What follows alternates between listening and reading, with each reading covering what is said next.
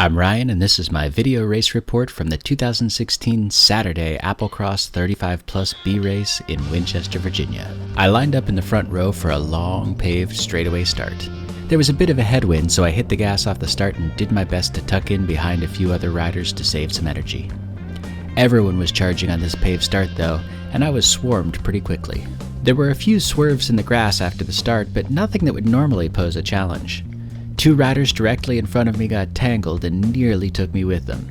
The video does no justice to the fear associated with a collision going down right in front of you at 20 miles per hour. From there, we settled into a single file and wound through a few gentle, dusty turns, then a little drop and run-up section. The drop-in was hairy, but very rideable. The run-up might be rideable in wetter conditions, but was far too loose and choppy to ride today. Shortly after the turn, I got passed by the eventual race winner on the yellow bike here, as we hopped on and off the pavement a few times and headed to the barriers near the start-finish area. Though I made up some time, I remained in 7th at this point in the race. The course follows a little more pavement as we approach the top of the steep paved downhill stretch. As you can see from the course profile at the bottom, most of the race is run along a relatively level ground at the top of the park, until we plunge downhill at the backside.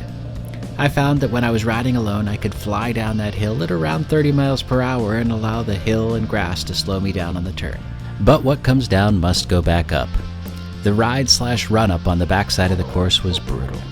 This first lap, as might be expected, was chaos as one rider went down and everyone had to maneuver to ride or run around him. I crested the hill in 5th and slid back to 6th as we moved down to the second climb of the course. The loose gravel dirt climb may have lacked the grade of the first climb, but it was a leg sapper each time. I lost one more place as we moved up the trail. And from there, the course winds around a very root-covered series of loops on dirt. I had a lot of extra tire pressure this week to avoid flatting. Continuing on the dirt and grass loops, I passed my only teammate in the race while he gave a high five. That's gotta be some kind of faux pas, right? And that put me into 6th place as we completed lap 1.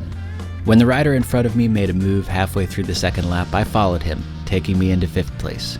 Shortly after that, I hit a post on the steep grass climb and was forced to run, distancing me from 4th place.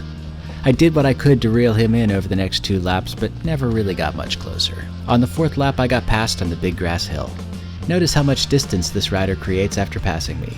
I really need to work on climbing steep grass hills, I guess. On the last lap while climbing the dirt hill, I got passed by 2 riders from the same team. One was in my race and the other was not. I hung with them for a while, but eventually I lost traction in a turn and had to put a foot down. From that point, since there was nobody close behind, I just cruised to the finish line, comfortably in 7th place. Next up in the series is the Mabra Championships in Taneytown, Maryland next weekend.